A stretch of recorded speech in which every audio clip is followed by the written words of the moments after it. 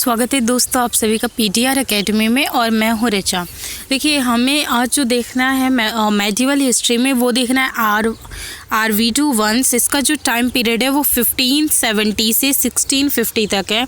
और देखिए जल्द ही हम जो यूपीएससी में आर्ट एंड कल्चर होता है और वो पीटी पॉइंट ऑफ व्यू से भी देखेंगे, मीन पॉइंट ऑफ व्यू से, यानी सारा देखेंगे। और अभी वो पीटी होगा एग्ज़ाम, तो उसके लिए भी क्या है कुछ चीज़ें हम आर्ट एंड कल्चर में डिस्कस करेंगे। तो चलिए RV2 में पहले हम तिरुमल की बात कर लेते हैं। तो इसके शासन में यानी तिरुमल के शासक में विजयनगर साम्राज्य का क्या है, जो विजयनगर साम्राज्य था वो क्या हो गया था, काफ़ी ज़्यादा छोटा हो गया था। यानी जो उसका साम्राज्य था वो काफ़ी छोटा हो गया था। क्योंकि पेनुकोंडा से शासन प्रारंभ किया था।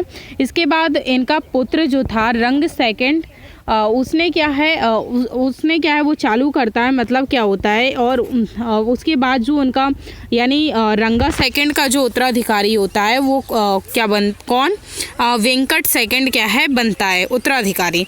तो इसमें कुछ खास नहीं है RV2 में। उसके बाद वेंकट सेकंड जो है वो क्या है, जैसे चंद्रगिरी को ये क्या है अपना मुख्यालय बनाता है वेंकट सेकंड। और इसके बाद मुख्यालय का स्थानांतरण कहाँ कर दिया जाता है, वेल्लोर में कर दिया जाता है। उसके बाद रंगा थर्ड की बात करेंगे तो वेंकट थर्ड का उत्तराधिकारी होता है कौन, रंगा थर्ड जो है वो वेंकट सेकंड का उत्तराधिकारी होता है। और यह साम्राज्य का अंतिम शासक हुआ है। यानी RV2 की यहीं तक नींव थी, यही चीज़ें थी, इसीलिए इसमें कुछ भी खास नहीं था RV2 में। उसके बाद हम नेक्स्ट देखते हैं विजयनगर साम्राज्य की प्रशासनिक स्थिति। मैंने आपको पिछले वीडियो में बताया था कि इसकी हम सारी चीज़ें देखेंगे। तो पहले अगर हम सामान्य स्थिति की बात करें और राजस्व स्थिति की बात करें तो सामान्य स्थिति में केंद्रीय, प्रांतीय और स्थानीय। तो केंद्रीय स्थिति की बात करें हम तो केंद्रीय स्थिति में देखिए विधायिका जो थी उसका स्थान जो था वो क्या था, गौण था। यानी ये जो थी विधायिका जो थी वो कोई कार्य नहीं करती थी। और कार्यपालिका थी, न्यायपालिका थी, सैन्य व्यवस्था थी। और प्रांतीय स्थिति में राज परिवार क्या हुआ करते थे, सदस्य हुआ करते थे और कुछ स्थानीय स्तर पर होती थी। तो अगर हम कार्यपालिका पर की बात करें तो इसका जो प्रधान होता था वो राजा यानी कि राय होता था। और राजा क्या होता था, सभी विभागों का क्या होता था, प्रधान होता था। ये जो पद है वो क्या होता था, वंशानुगत होता था, यानी वंश के अनुसार से दिया जाता था।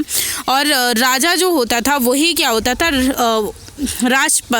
राजा की क्या होती थी, मतलब जो वाइफ होती थी वो राजपत्नी होती थी। और राजा के कार्यों में क्या है सहायता के लिए क्या होती थी, एक मंत्री परिषद होती थी।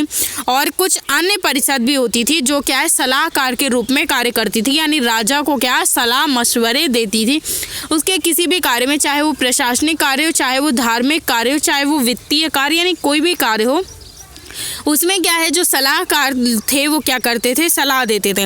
उसके बाद मंत्री परिषद के प्रधान को क्या है प्रधानी या महाप्रधानी कहा जाता था। और देखिए क्या है जो मंत्री परिषद की जो संख्या थी वो कितनी थी, 20 थी। उसके बाद इसमें अध्यक्ष को क्या है सभा नायकम कहा जाता था, यानी जो अध्यक्ष होता था उसे सभा नायकम कहा जाता था। उसके बाद इसके क्या है प्रमुख अधिकारी भी जो थे, जो सभाध्यक्षम जो था उसके क्या थे, कुछ मुख्य अधिकारी भी क्या है राजा के कार्यों में क्या करते थे, सहायता करते थे।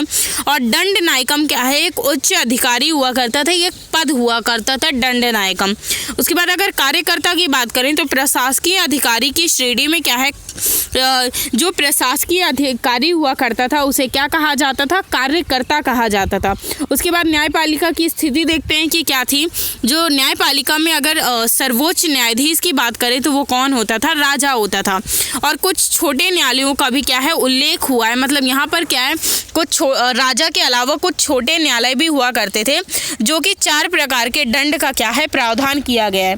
जैसे पहला जो है वो है आर्थिक जुर्माना, दूसरा है संपत्ति की जब्ती, तीसरा है दैवीय परीक्षा और तीसरा है अंग विच्छेदन व मृत्युदंड। अंग विच्छेदन व मृत्युदंड किस पे दिया जाता था, चोरी, व्यभिचारी या राजद्रोह का अगर किसी पर मुकदमा दर्ज होता था तो उसे क्या है अंग विच्छेदन या मृत्युदंड दिया जाता था। अंग विच्छेदन का मतलब कि उसका कोई ना कोई अंग उससे क्या है अलग कर दिया जाता था। उसके बाद है सैन्य व्यवस्था। सैन्य विभाग को क्या है सैन्य विभाग जो संभालता था उसे कंदाचार कहा जाता था और इसके प्रधान को दंड नायक या दंड नायक कहा जाता था। और ये क्या होता था, प्रधान सेनापति, लेकिन इसका जो प्रधान सेनापति होता था वो कौन होता था, राजा होता था। यानी राजा की देखरेख में जो सेना के सारे कार्य हैं वो होते थे। उसके बाद अगर हम स्थानीय प्रशासन की बात करें तो सबसे जो छोटी इकाई थी स्थानीय प्रशासन में वो कौन थी, ग्राम थी। उसके बाद दूसरा देखिए अगर हम बात करें तो ग्राम सभा जो था वंशानुगत अधिकारियों द्वारा शासन कार्य करवाती थी। ग्राम सभा में जितने भी जो कार्य होते थे वो वंशानुगत होते थे, यानी वंश के हिसाब से होते थे। और वो क्या होते थे, वंशानुगत अधिकारी होते थे। और सेंते ओवा जो थे वो ग्राम के क्या है, आय व्यय का क्या रखते थे, हिसाब रखते थे। यानी गांव में जो आय और व्यय का हिसाब रखता था उसे क्या है, सेंते ओता कहा जाता था। और एक तलर होता था जो कोतवाल होता था, ये गांव का क्या होता था, पहरेदार होता था। यानी गांव की देखरेख करता था कि कोई भी गड़बड़ी गांव में ना फैलने पाए, जैसे चोरी डकैती ये जो सारी चीज़ें, लूटपाट ये सारी चीज़ें होती थी, तो इसकी क्या है, देखरेख करता था। उसके बाद राजा ग्राम की क्या है, प्रशासनिक व्यवस्था महानायकाचार क्या है, अधिकारी से बनता था। उसके बाद कुछ अन्य विशेषता थी, जैसे आयंगार व्यवस्था थी। आयंगार व्यवस्था में 12 व्यक्तियों का क्या हुआ करता था, समूह हुआ करता था। इसमें सभी चीज़ों की क्या है, देखरेख की जाती थी। उसके बाद विजयनगर साम्राज्य को क्या है, अगर ग्राम को क्या है, स्वतंत्र इकाई के रूप में व्यवस्थित किया गया था, जिसके लिए क्या है 12 व्यक्तियों को क्या है, नियुक्त किया गया। यानी गांव क्या है, स्वतंत्र और व्यवस्थित हो सके उसके लिए क्या है, 12 व्यक्तियों को क्या किया गया, नियुक्त किया गया। और 12 शासकीय व्यक्तियों यानी अधिकारियों के समूह को क्या कहा गया, आयंगर कहा गया। यानी गांव की देखरेख के लिए जो 12 व्यक्तियों को नियुक्त किया गया था उन्हीं के समूह को क्या कहा गया, आयंगर कहा गया। इन आयंगर जो थे उनका पद जो था वो क्या होता था, वंशानुगत होता था और ये अपने पद को बेच व गिरवी रख सकते थे। यानी ये जो पद था वो तो वंशानुगत था, लेकिन फिर भी इनको ये राइट प्राप्त थे कि अपने पद को या तो बेच सकते थे या तो गिरवी रख सकते थे। उसके बाद आयंगरों को अपने वेतन के रूप में कर मुक्त भूमि दी जाती थी और मतलब कि उनमें जो भूमि में जो भी चीज़ें होंगी वो उनसे क्या है, टैक्स के रूप में नहीं ली जाएंगी। और इनका मुख्य कर्तव्य अपने क्षेत्र में क्या था, शांति व्यवस्था बनाए रखना था। यानी ये शांति व्यवस्था क्या करेंगे, कायम करेंगे और वहाँ के लोगों को क्या करेंगे, सुरक्षा प्रदान करेंगे। यानी वहाँ जो लोग रह रहे हैं उनको क्या प्रदान करेंगे, सुरक्षा प्रदान करेंगे। उसके बाद अगर हम राजस्व की बात करें तो आय के जो प्रमुख स्रोत की बात करें तो भू राजस्व था, यानी भूमि कर। इसे क्या है, शिष्ट के नाम से जाना जाता था। यानी जो भूमि कर था उसे शिष्ट के नाम से जाना जाता था। और भू राजस्व का कार्य एक अलग विभाग द्वारा होता था जिसे अठवने कहा जाता था। यानी भू राजस्व जो विभाग संभालता था उसे क्या कहा जाता था, अठवने कहा जाता था। और भूमि कर मतलब भूमि में कितना कर लिया जाएगा, कितना टैक्स लिया जाएगा, कितने प्रकार का लिया जाएगा, वो सब निर्धारित किया जाता था। जैसे कैसे, भीगी ज़मीन, सूखी ज़मीन और जंगली ज़मीन, ये नहीं क्या है, 3 भागों में भूमि को बांटा गया था। और इसी के हिसाब से क्या है, जो ज़मीन जिस लायक होगी उससे क्या है, उतना टैक्स क्या है, पे लिया जाएगा। तो जैसे विजयनगर शासकों ने क्या है, पृथक कार्य सूचक सिद्धांत को अपनाया था। पृथक कार्य सूचक सिद्धांत का मतलब है कि इसमें क्या है, सारी जो चीज़ें हैं वो मतलब क्या है, अलग अलग क्या है की जाती थी। और कर की दर जो थी वो 1/6 आय से क्या है, थोड़ा अधिक निर्धारित किया गया था। उसके बाद अन्य स्रोत अगर की हम बात करें तो चारा कर, विवाह कर, चुंगी कर, पथ कर, उद्यान कर, उत्पाद कर, कारीगरों, कुंभ करों, चर्म करों, और ये क्या थे, कुछ और जो कार्य थे, वेश्याओं पर कर, नर्तकियों पर कर, धोबियों पर, ये इनसे भी क्या है, कुछ थोड़ी क्या है, कर लिए जाते थे। इनके हिसाब से मतलब इनकी जितनी आय की इन्हें क्या है प्राप्ति होती है तो उसके हिसाब से इनसे क्या है, टैक्स वसूला जाता था। उसके बाद आर्थिक स्थिति की अगर बात करें तो आर्थिक स्थिति में क्या है, विशेषताएं देखेंगे कि कुछ खास क्या विशेषताएं थी। तो इस साम्राज्य की जनसंख्या जो थी वो कृषि पर निर्भर थी और इस साम्राज्य की अर्थव्यवस्था की प्रमुख विशेषता आंतरिक व बाह्य व्यापार था। यानी अगर यहाँ की सबसे मेन अर्थव्यवस्था जो थी वो स्ट्रॉन्ग क्यों थी, क्योंकि यहाँ आंतरिक और बाह्य दोनों व्यापार हुआ करते थे।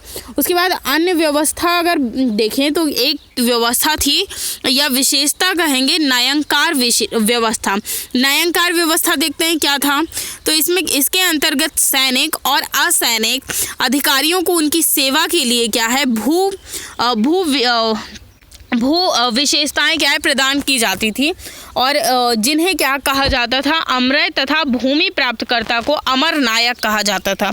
ठीक है, ये चीज़ याद रखिएगा। उसके बाद जो अमरम भूमि को प्राप्त से क्या है एक भाग जो था वो राजकोष में नहीं देना पड़ता था और जो इसका जो पद था वो क्या होता था, वंशानुगत होता था। उसके बाद अर्थव्यवस्था के प्रमुख क्षेत्र देख लेते हैं। तो पहले जो हम बात करेंगे वो कृषि की बात करेंगे। तो देखिए कृषि में क्या था कि अर्थव्यवस्था जो थी वो क्या थी, कृषि पर आधारित थी। और अगर भूमि के प्रकार देखें तो पहले अगर हम अम्र भूमि के प्रकार देखें तो पहला जो है वो है उबलनी भूमि। इसमें क्या होता था कि गांव के कुछ विशेष सेवा के बदले क्या है दी जाने वाली भूमि थी। यानी अगर आप क्या करते हैं कि किसी को कुछ सेवा प्रदान करते हैं तो उसके बदले में आपको क्या है ये भूमि दी जाती थी। उसके बाद रक्त कोडगे भूमि है। इसमें क्या है युद्ध में शौर्य प्रदर्शन करने वालों को दी जाने वाली भूमि थी। उसके बाद कुठगी, ये क्या है पट्टे पर दी जाने वाली यानी कॉन्ट्रैक्ट टाइप हुआ करता था और उस पर क्या है ये भूमि दी जाती थी। उसके बाद व्यापार या यातायात की बात अगर करें तो इसमें क्या था, विजयनगर के शासकों ने आंतरिक व्यापार के साथ साथ विदेशी व्यापार पर भी क्या है विशेष बल दिया। यानी आंतरिक व्यापार तो इन्होंने किया, बाह्य व्यापार भी किया, लेकिन उसके साथ साथ इन्होंने क्या है विदेशों से भी क्या है व्यापार किया। जैसे मलाया, बर्मा, चीन, अरब, फारस, दक्षिणी अफ्रीका, पुर्तगाल, ये क्या थे, ये कुछ क्षेत्र थे जिनके साथ इन्होंने क्या है विदेशी व्यापार किए।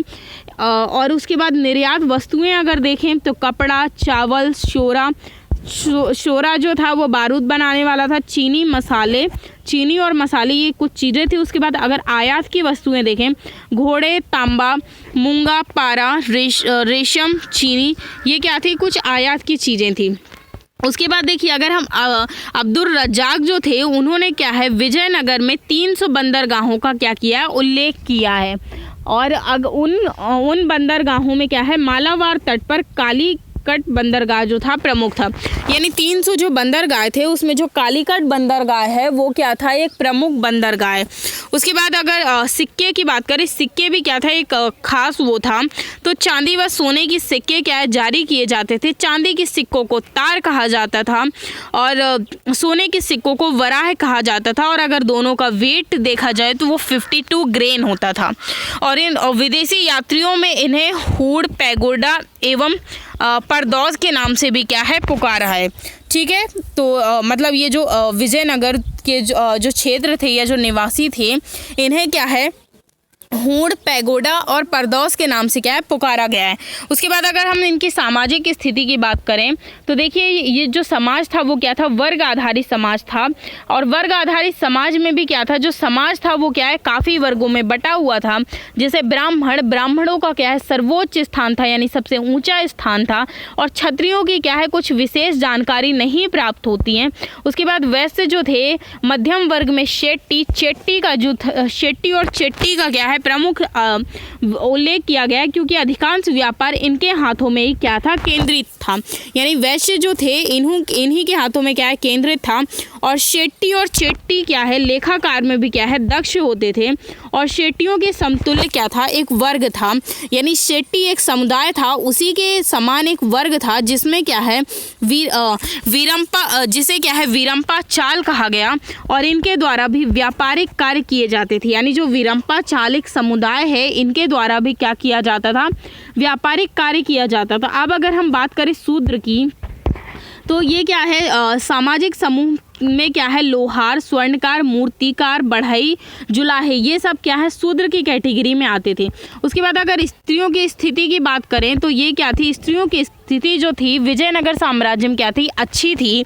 कैसे हमें इस बात का पता चलता है तो यहाँ क्या था, पर्दा प्रथा का प्रचलन नहीं था, अंगरक्षिका होती थी और वैश्यों की स्थिति भी क्या थी, अच्छी थी।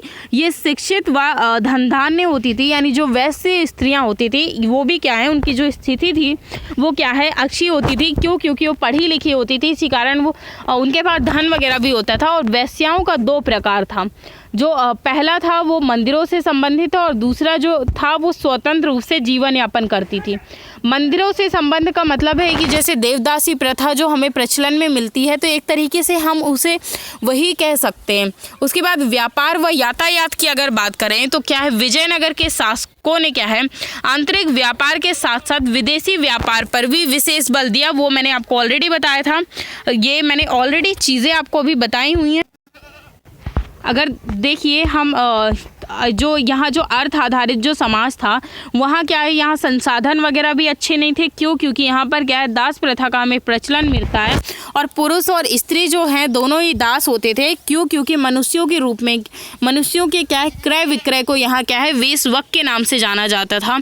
और अगर हम सांस्कृतिक स्थिति की बात करें तो जो शिक्षा है वो क्या है, यहाँ के शासकों ने चोल व पल्लव शासकों की तरह क्या है, शैक्षणिक संस्थानों का निर्माण नहीं करवाया था। और उसके बाद इन्होंने क्या है, बल्कि मंदिर मठ क्या थे, शिक्षा का केंद्र थे। यानी इस समय जो थे मंदिर और मठ शिक्षा का केंद्र हुआ करते थे। और शैक्षणिक कार्य के लिए ब्राह्मणों को क्या है, कर मुक्त भूमि दी जाती थी। और अगर मनोरंजन में बात किया जाए तो नाटक, शतरंज, पासा और जुआ जो था वो क्या था, महत्वपूर्ण साधन था। तो ये यहाँ तक हमने क्या है, विजयनगर साम्राज्य क्या है देख लिया है। उसके बाद हम आपसे नेक्स्ट वीडियो में नेक्स्ट टॉपिक के साथ मिलेंगे। तब तक के लिए थैंक्स।